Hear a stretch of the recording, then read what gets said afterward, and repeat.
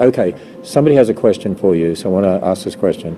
Ask Voddie about the New York abortion law and what's his take on what's going on. Yeah, this is an issue that I've been addressing for many, many years now. This infanticide, this genocide that we're experiencing in this country, that is becoming progressively, it's just becoming bolder. It's interesting that, one of the reasons that I spoke out vociferously against Barack Obama was because he voted for this exact legislation when he was a senator in Illinois. And now we have it happening in the state of New York and being celebrated by politicians in the state of New York. That's what, I just sat there in amazement as I watched and saw when the governor of New York signed that bill, and then the legislators and others that were there all stood up and cheered and clapped. They were cheering evil. Yeah. And it's that last verse in Romans 1. Not only did we participate in these things, but we celebrated. We literally celebrated those who did them.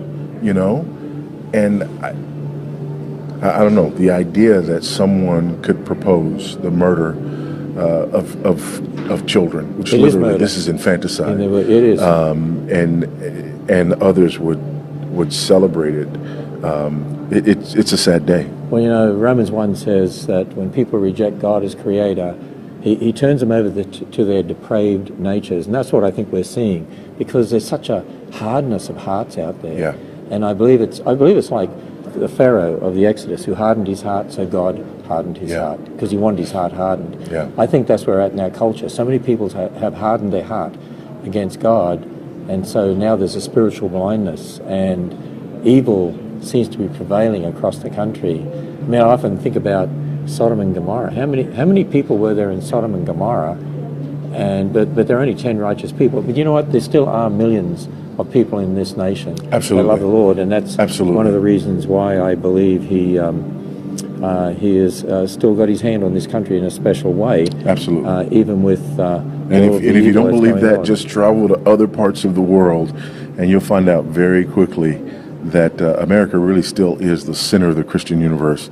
God has really blessed us. The greatest seminaries and churches and theologians and everything else. Most of the publishing in the Christian world is happening here. So we need to rejoice in that, but at the same time, we need to act on that. We need to leverage that and not lose this moment.